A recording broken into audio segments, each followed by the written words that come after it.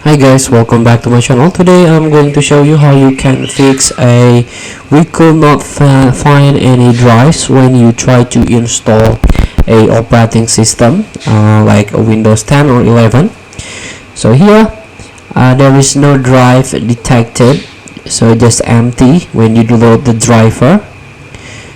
So here, in order to fix these issues, you have to open the system. You can open the Windows in another device and try to download Intel Rapid Storage Technology. So this is the IRST driver.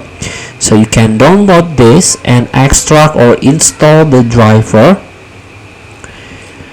to your media creation tool. For example, you install your you put your Windows installation or installer in a USB flash drive, a blank USB flash drive. After you create installation media, put this or install this IRST driver to the USB flash drive that contain Windows 10 or 11 installer.